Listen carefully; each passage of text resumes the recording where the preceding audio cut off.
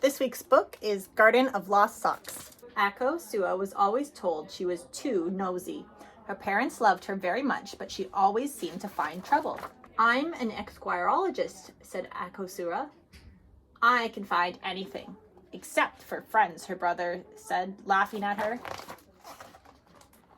Outside, she found a boy sitting on the front stoop of his building, writing in a notebook. What are you writing about? Asked Ako Sua. My right sock is missing, said the boy, whose name was Max.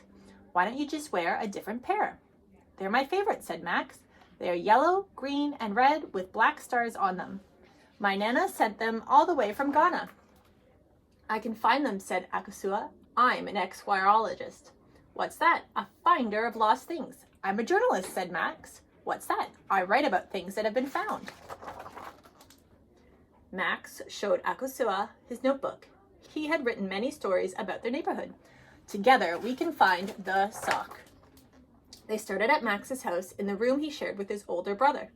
Ako Sua found one pair with green and red stripes, one pair with dancing kangaroos eating blue ice cream, and one pair that was black with white stars all over it. None of them were yellow, green, red with black stars on them. They went to the laundromat at the corner.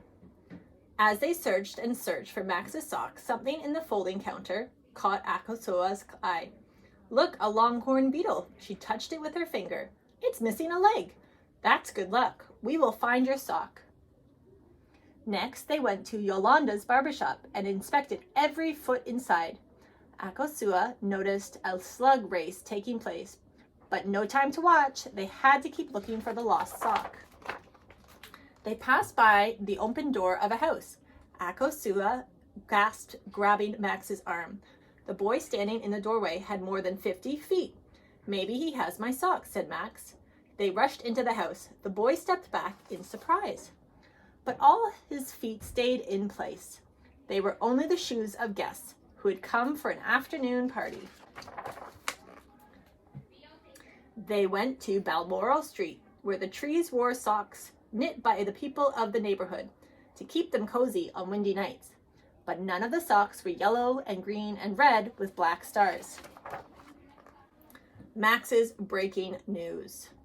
Look, said Ako Sua, pointing up at the sky. The hot air balloon looked like it was made of socks stitched together.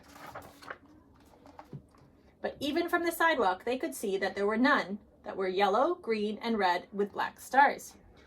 Just then, something touched Max's leg. He jumped. It was a cat, and in her teeth was a bright pink sock. Let's follow her. They squeezed through the gates of the community garden, where the people of the neighborhood grew peppers and parsley and squash, and where they picked plums and pears and peaches to take home to their families. The garden almost seemed to be growing a whole patch of colorful socks, too.